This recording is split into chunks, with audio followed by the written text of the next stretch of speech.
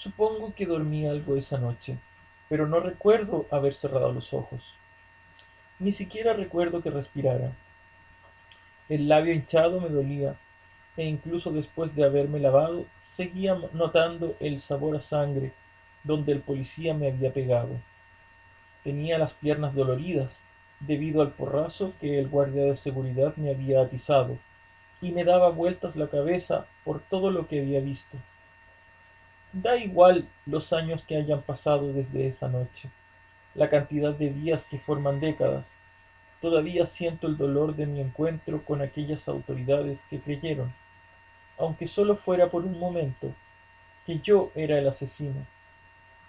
Mientras yacía tenso en la cama, me costaba relacionar a Rubita, que había estado viva ese mismo día, con el cuerpo ensangrentado que se habían llevado en una bolsa de plástico, para depositar después en alguna fría mesa de acero a la espera del escalpelo de un forense. Sigue siendo igual de difícil ahora. Era casi como si se tratara de dos entidades distintas, dos mundos aparte que guardaban poca relación entre sí, si es que guardaban alguna. Mi recuerdo es claro. Permanecí inmóvil en la oscuridad, sintiendo la presión inquietante de cada segundo que pasaba, consciente de que todo el dormitorio estaba intranquilo. Los habituales ruidos nocturnos del sueño agitado eran mayores, subrayados por un nerviosismo y una tensión que parecían recubrir el aire tenso de la habitación como una capa de pintura. A mi alrededor, la gente se giraba y revolvía en la cama, a pesar de la dosis adicional de medicación que nos habían dado antes de devolvernos al dormitorio. Calma química. Eso era lo que Tomapastillas, el señor del mal y el resto del personal querían, pero todos los miedos y las ansiedades provocados esa noche superaban la capacidad de los fármacos.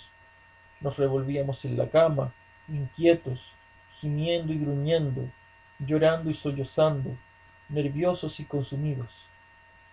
Todos teníamos miedo de lo que quedaba de noche y también de lo que pudiera depararnos la mañana.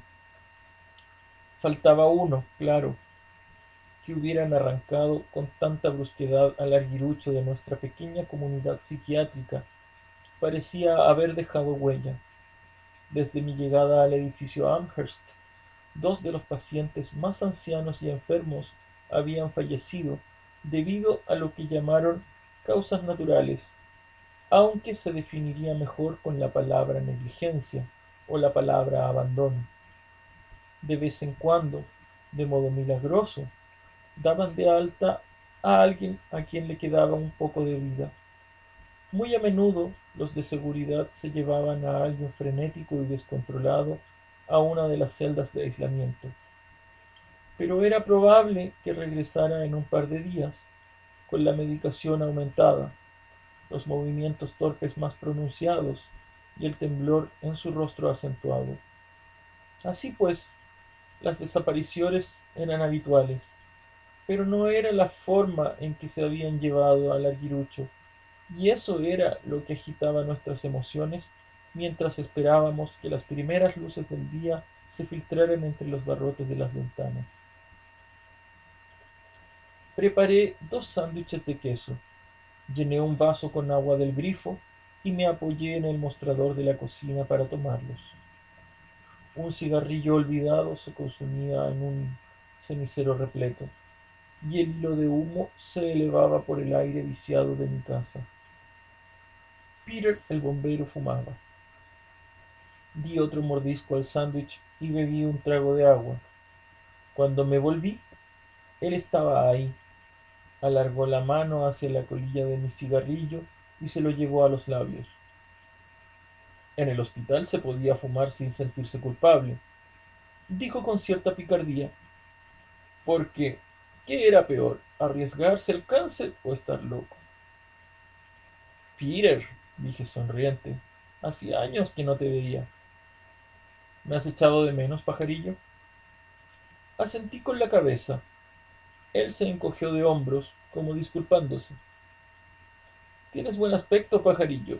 Un poco delgado, quizá, pero apenas has envejecido.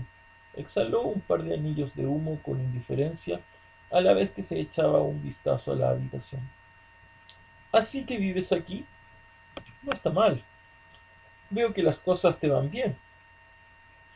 Yo no diría que me vayan bien exactamente. Tan bien como cabría esperar, supongo. Tienes razón. Eso era lo inusual de estar loco, ¿verdad, pajarillo? Nuestras expectativas se torcieron y cambiaron. Cosas recién corrientes como tener un empleo, formar una familia e ir a partidos de la liga de béisbol infantil las tardes bonitas de verano eran objetivos muy difíciles de conseguir. Así que los modificamos, los revisamos, los redujimos y los reconsideramos. Sí, es cierto, sonreí. Tener un sofá, por ejemplo, es todo un logro. Peter echó la cabeza atrás para soltar una carcajada.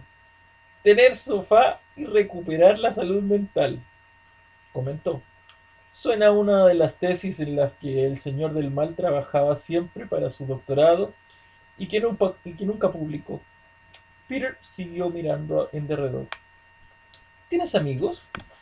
Pues no, sacudí la cabeza. ¿Sigues oyendo voces? Un poco, a veces. Solo ecos, ecos o susurros. La medicación que me dan sofoca bastante el alboroto que solían organizar. La medicación no puede ser tan mala, indicó Peter y me guiñó el ojo. Porque yo estoy aquí. Eso era cierto. Peter se acercó al umbral de la cocina y miró hacia la pared de la escritura. Se movía con la misma gracia atlética, una especie de control muy definido de los movimientos, que recordaba de las horas que pasamos caminando por los pasillos del edificio Amherst. Peter el bombero no arrastraba los pies ni se tambaleaba. Tenía el mismo aspecto de que 20 años atrás, excepto que la gorra de los Red Sox que solía llevar encasquetada permanecía ahora en el bolsillo trasero de sus vaqueros. Pero todavía tenía el pelo tupido y largo, y su sonrisa era tal como la recordaba, dibujada en su rostro, como si alguien hubiera contado un chiste unos minutos antes y le siguiera haciendo gracia. ¿Cómo va la historia?, preguntó. Estoy volviendo a recordar.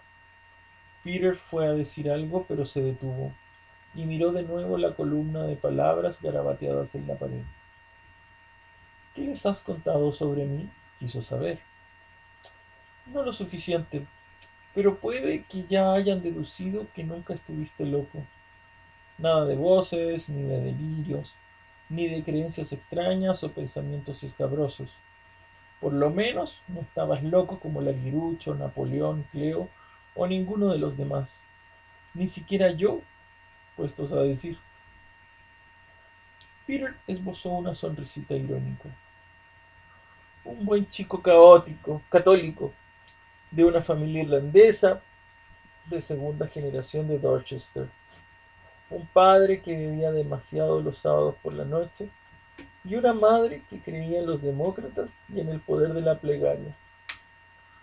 Funcionarios, maestros de escuela, primaria, policías y soldados.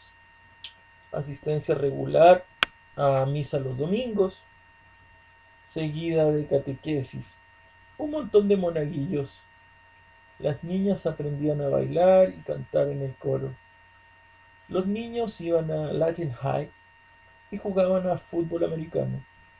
Cuando llegaba la hora del servicio militar, íbamos. Nada de prórrogas por cuestión de estudios. Y no éramos enfermos mentales, por lo menos no del todo. No de esa forma diagnosticable y definida que Gustavo toma pastillas, que le permitía buscar tu alteración en el manual diagnóstico y estadístico y leer con exactitud la clase de tratamiento que tenía que recetarte. No, en mi familia éramos peculiares, o excéntricos, o quizás un poco curiosos, o ligeramente despistados, alterados o desconcentrados. Tú ni siquiera eras demasiado peculiar, Peter. ¿Un bombero que provoca un incendio en la iglesia donde lo bautizaron? Preguntó tras soltar una breve carcajada. ¿Cómo llamarías tú a eso? Al menos un poco extraño, ¿no? Algo más que curioso, ¿no te parece? No contesté y me limité a observar cómo se movía por el piso. Aunque no estuviera realmente ahí, estaba bien tener compañía. ¿Sabes qué me preocupaba a veces, pajarillo? Que hubo muchos momentos en mi vida que deberían haberme vuelto loco. Me refiero a momentos verdaderamente terribles que deberían haber contribuido a la locura. Momentos de crecimiento, momentos de guerra, momentos de muerte, momentos de rabia. Y aún así, el que pareció tener más sentido, el que resultó más claro, fue el que me llevó al hospital. Hizo una pausa mientras seguía examinando la pared. Luego añadió en voz baja: Mi hermano murió cuando yo apenas tenía 9 años. Era el más próximo a mí en cuanto a edad, solo un año menor. Gemelos irlandeses, como decía en broma la familia, pero tenía el cabello más rubio que yo y su piel era casi pálida, como más fina que la mía. Y yo podía correr, saltar, practicar deportes, estar fuera todo el día, mientras que él apenas podía respirar. Asma, problemas cardíacos y unos riñones que casi no le funcionaban. Dios quería que fuera especial de ese modo, o eso me decían. Yo no alcanzaba a entender por qué Dios había decidido eso. Y ahí estábamos, con 9 y 10 años, y ambos sabíamos que Él se moría y nos daba lo mismo. Seguíamos riendo y bromeando y teniendo todos los pequeños secretos que tienen los hermanos. El día que lo llevaron por última vez al hospital, me dijo que yo tendría que existir por ambos. Deseaba con todas mis fuerzas ayudarlo. Dije a mi madre que los médicos podrían ponerle a Billy mi pulmón derecho y mi corazón y darme a mí los suyos para tenerlos intercambiados un tiempo. Pero no lo hicieron, claro. Escuché a Peter sin interrumpirlo. Mientras hablaba, se acercaba a la pared donde yo había empezado a escribir nuestra historia. Pero no leía las palabras garabateadas, sino que contaba la suya. Dio una calada al cigarrillo y siguió hablando despacio. ¿Te había comentado lo del explorador al que mataron en Vietnam? Sí, Peter. Deberías incluirlo en lo que escribes. Lo del explorador y lo de mi hermano que murió de niño. Creo que forman parte de la misma historia. Tendré que contarles también lo de tu sobrino y lo del incendio. Sabía que lo harías, asintió. Pero aún no. Háblales sobre el explorador. ¿Sabes qué recuerdo más de ese día? Que hacía muchísimo calor. No un calor como el que tú, yo o cualquiera que haya crecido en Nueva Inglaterra conocemos. Nosotros conocemos el calor de agosto, cuando es abrasador y bajamos a bañarnos al puerto. Aquel era un calor terrible, enfermizo, que parecía venenoso. Serpenteábamos entre los arbustos en fila india y el sol brillaba con fuerza. Era como si la mochila que llevaba a la espalda contuviera todo lo que necesitaba y además todas mis preocupaciones. Los francotiradores de los malos seguían una norma sencilla, ¿sabes? Disparar al explorador, que iba adelante, y derribarlo. Herirlo si se podía. Apuntar a las piernas, no a la cabeza. Al oír el disparo, todos los demás se pondrían a cubierto, excepto el sanitario, y ese era yo. El sanitario iría hacia el hombre herido. Siempre, al entrenarnos, nos decían que no arriesgásemos la vida a lo loco, ¿sabes? Pero siempre íbamos. Y entonces el francotirador intentaba derribar al sanitario porque de él dependían todos los hombres de la sección. Y eso los haría salir a todos al descubierto para intentar acercarse a él. Un proceso de lo más elemental. Cómo un solo disparo te da la oportunidad de matar a muchos. Y eso es lo que pasó aquel día. Dispararon al explorador y oí que me llamaba, pero el oficial al mando y 2 hombres más me retuvieron. Me quedaban menos de 2 semanas de servicio, así que escuchamos cómo el explorador moría desangrado. Y así fue como se informó después al cuartel general, para que parecía inevitable. Pero no era cierto. Me retuvieron y yo forcejeé, me quejé y supliqué, pero todo el rato sabía que si quería podría soltarme y acercarme a él. Solo tenía que forcejear un poco más. Y eso era lo que no iba a hacer, dar ese tirón de más. De modo que interpretamos esa pequeña farsa en la selva mientras un hombre moría. Era el tipo de situación en que lo correcto es mortal. No fui y nadie me culpó, y viví y volví a mi casa en Dorchester, y el explorador murió. Ni siquiera lo conocía demasiado. Llevaba menos de un mes en nuestra sección. Quiero decir que no fue como escuchar morir a un amigo, solo era alguien que estaba ahí y gritó pidiendo ayuda. Y lo siguió haciendo hasta que ya no pudo hacerlo porque estaba muerto. Podría no haber sobrevivido aunque hubieras llegado a su lado. Sí, claro, asintió Peter, sonriente. Yo también me he dicho eso, suspiró. Toda la vida he tenido pesadillas sobre personas que gritaban pidiendo ayuda. Y yo no acudía. Pero te hiciste bombero. La mejor forma de hacer penitencia, pajarillo. Todo el mundo quiere a los bomberos. Y a continuación desapareció, despacio de mi lado. Me acordé de que no tuvimos ocasión de hablar hasta media mañana. El edificio Amherst estaba lleno de una luz solar que rasgaba el denso olor que había dejado la muerte violenta. Las paredes blancas parecían brillar con intensidad. Los pacientes deambulaban de un lado a otro, arrastrando los pies y tambaleándose como de costumbre, solo que con más cautela. Nos movíamos con precaución, porque todos nosotros, incluso en nuestra locura, sabíamos que había ocurrido algo y presentíamos que aún iba a ocurrir algo más. Eché un vistazo alrededor y encontré el lápiz. Francis no tuvo ocasión de hablar con Peter hasta media mañana. Un engañoso y deslumbrante sol de primavera entraba por las ventanas y enviaba explosiones de luz por los pasillos, reflejadas en un suelo del que se habían limpiado todos los signos externos del crimen. Pero un residuo de la muerte permanecía en el aire viciado del hospital.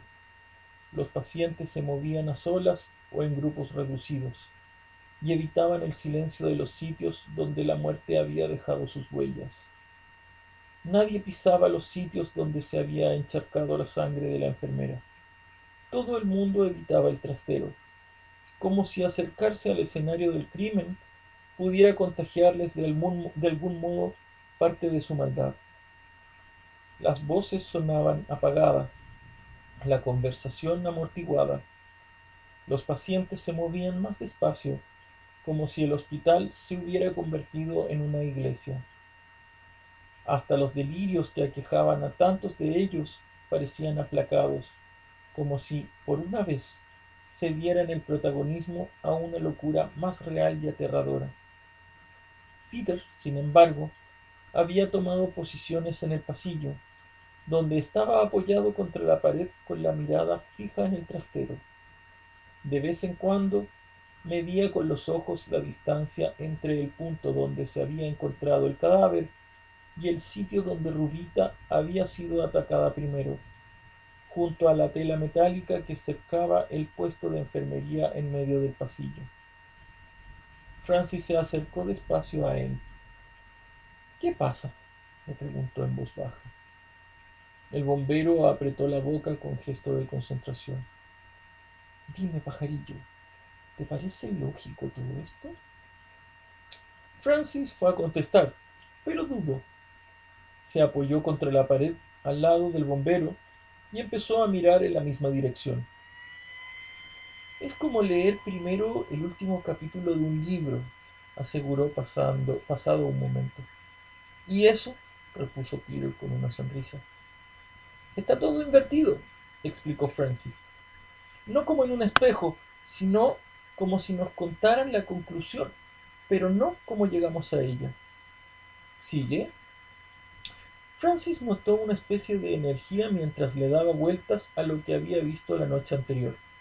Podía oír un coro de asentimiento y de ánimo en su interior. Algunas cosas me preocupan de verdad, afirmó. Cosas que no entiendo. Cuéntame algunas de esas cosas, pidió Peter. Bueno, Larguirucho para empezar. ¿Por qué querría matar a Rubita? Creía que era la encarnación del mal. Intentó atacarla en el comedor. Sí, y le pusieron una inyección, lo que debería haberlo calmado. Pero no fue así. Yo creo que sí, rebatió Francis meneando la cabeza. No del todo, pero sí. Cuando me pusieron una inyección así, fue como tener todos los músculos paralizados, de modo que apenas tenía energía para abrir los ojos y ver el mundo que me rodeaba. Aunque no le hubieran dado una dosis suficiente al alquirucho, creo que habría bastado, porque matar a Rubita requería fuerza y energía, y supongo que también más cosas. ¿Más cosas? Propósito, sugirió Francis. Continúa, dijo Peter, asintiendo. Bueno, ¿cómo salió el arguirucho del dormitorio? Siempre está cerrado con llave. ¿Y si logró abrir la puerta del dormitorio? ¿Dónde están las llaves? ¿Y si salió? ¿Por qué llevaría a Rubita al almacén? Quiero decir, ¿cómo lo hizo? ¿Y por qué la agrediría sexualmente? ¿Y luego dejarla así? Tenía la sangre en la ropa. La cofia apareció bajo su colchón, le recordó Peter con la contundencia impasible de un policía. Eso no lo entiendo. Francis sacudió la cabeza. La cofia, pero no el cuchillo que usó para matarla. ¿Qué nos dijo el arguirucho cuando nos despertó? Peter bajó la voz. Dijo que un ángel había ido a su lado para abrazarlo. Guardaron silencio. Francis procuró imaginar la sensación de que el ángel sacara al arguirucho de su sueño nervioso. Creí que se lo había inventado. Creí que era algo que había imaginado. Yo también, aseguró Peter. Ahora ya no estoy tan seguro. Empezó a observar otra vez el trastero. Francis hizo lo mismo. Cuando más miraba, más se acercaba al momento. Era casi como si pudiera ver los últimos segundos de Rubita. Peter debió de darse cuenta porque él también palideció. No quiero creer que el arguirucho hiciese eso, dijo. No es nada propio de él, ni siquiera en sus peores momentos, y ayer se mostró de lo más terrorífico, muy propio de él. El arguirucho señalaba, gritaba y hacía mucho ruido. No creo que fuera capaz de matar. Sin duda, no de asesinar de un modo solapado y premeditado. Dijo que había que descubrir a la encarnación del mal. Lo dijo muy fuerte, delante de todo el mundo. ¿Crees que él podría matar a alguien, pajarillo? Repuso Peter. No lo sé. En cierto sentido, creo que en las circunstancias adecuadas, cualquiera puede matar, pero solo son conjeturas por mi parte. Nunca he conocido a un asesino. Esta respuesta hizo sonreír a Peter. Bueno, me conoces a mí, dijo, pero creo que conoceremos a otro. ¿A otro asesino? A un ángel, concluyó Peter. Poco antes de la sesión de terapia de la tarde siguiente, Napoleón se acercó a Francis. Tenía un aspecto vacilante, de indecisión y duda. Tartamudeaba un poco y las palabras parecían aferrársele a la punta de la lengua, reacias a abandonar la boca por miedo a cómo iban a ser recibidas. Tenía un defecto del habla de lo más curioso, porque cuando se sumergía en la historia, como conectado a su tocayo, era más claro y preciso. El problema, para quien le escuchara, era separar los dos elementos dispares, los pensamientos de ese día de las especulaciones sobre hechos acontecidos más de 150 años atrás. Pajarillo, Napoleón llamó con su nerviosismo habitual. ¿Qué quieres, Napi? Estaban en un extremo de la sala de estar sin hacer otra cosa que evaluar sus pensamientos, como solían hacer los pacientes del edificio Amherst. Hay algo que me preocupa. Hay muchas cosas que nos preocupan a todos, replicó Francis. Napoleón se pasó las manos por sus mejillas regordetas. ¿Sabías que no hay ningún general que esté considerado más brillante que Bonaparte? Como Alejandro Magno, Julio César o George Washington. Quiero decir que fue alguien que forjó el mundo con su brillantez. Sí, ya lo sé.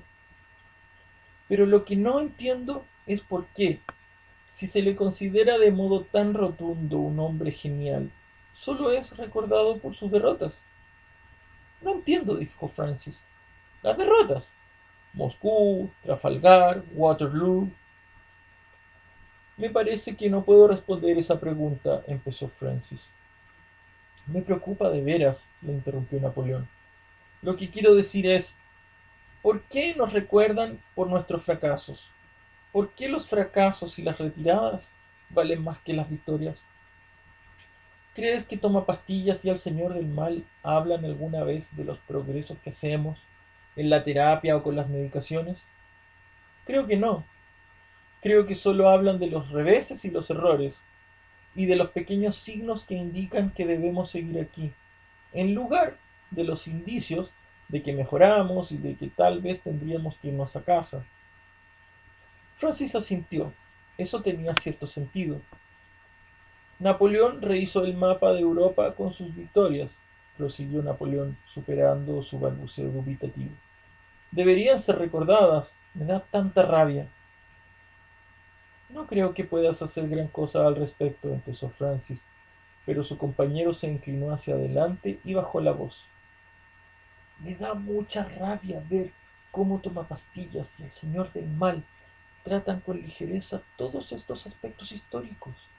Son asuntos tan importantes que ayer apenas pude pegar ojo. Francis lo miró. ¿Estabas despierto?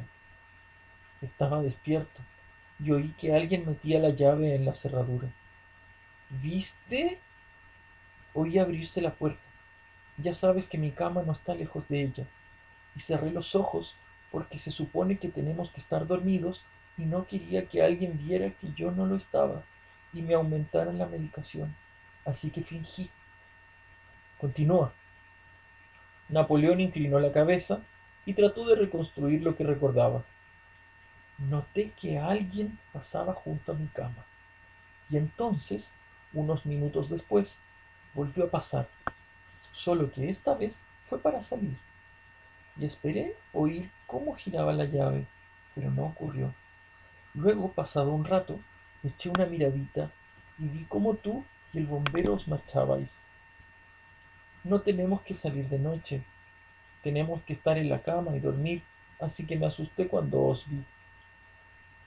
Traté de dormirme, pero oía al arguirucho hablar consigo mismo, y eso me mantuvo despierto hasta que llegó la policía y se encendieron las luces y pudimos ver las cosas terribles que habían pasado.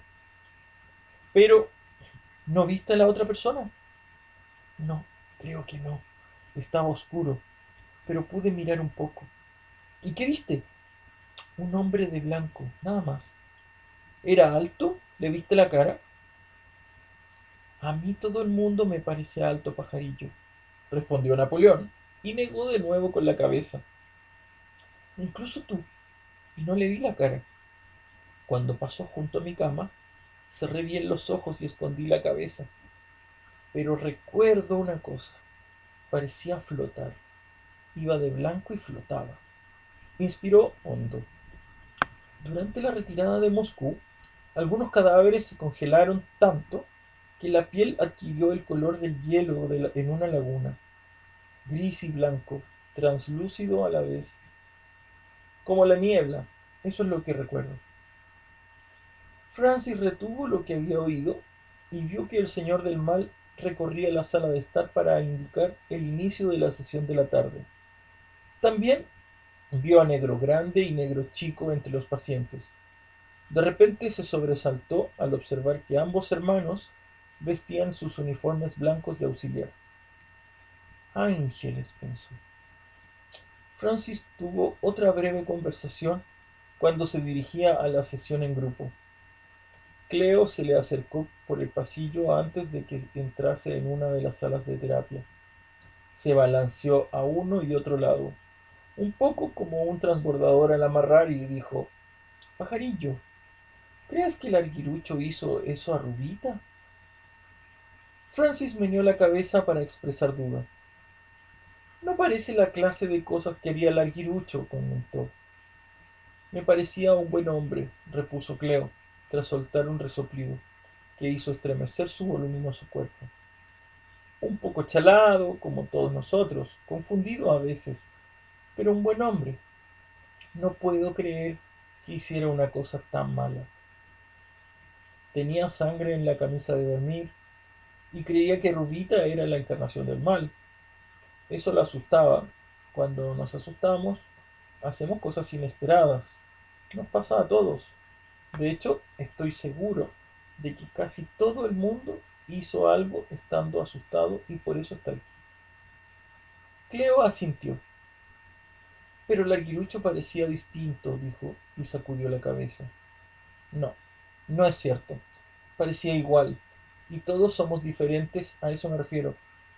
Era distinto fuera, pero aquí dentro era igual. En cambio, lo que ocurrió parece una cosa de fuera que hubiese pasado aquí dentro. ¿De fuera? Ya me entiendes, tonto. De fuera, del otro lado. Hizo un gesto con el brazo para indicar el mundo que había más allá de los muros del hospital. Francis le dio cierta lógica y esbozó una sonrisa. Creo que te entiendo, comentó. Ayer por la noche pasó algo en el dormitorio de las mujeres, dijo Cleo bajando la voz. No se lo he contado a nadie. ¿Qué pasó? Estaba despierta, no podía dormir e intenté repasar todas las frases de la obra, pero esta vez no funcionó. Imagínate. Normalmente, antes del parlamento de Antonio, en el segundo acto, estoy roncando como un bebé, aunque no sé si los bebés roncan. Las madres nunca me han dejado acercarme a ninguno, las muy zorras, pero eso es otra historia. Así que tú tampoco podías dormir. Todas las demás estaban dormidas. Y vi abrirse la puerta y alguien que entraba. No había oído la llave en la cerradura, pero mi cama está lejos, junto a las ventanas, y la luz de la luna me daba en la cabeza. ¿Sabías que antiguamente la gente creía que si te dormías con la luz de la luna en la frente despertabas loco? De ahí procede la palabra lunático. Puede que sea cierto, pajarillo. Siempre duermo a la luz de la luna y cada vez estoy más loca. Y ya nadie me quiere. No hay nadie que hable conmigo y por eso me tienen aquí, sola. Nadie viene a visitarme. Eso no es justo, ¿no crees? Alguien podría venir a visitarme.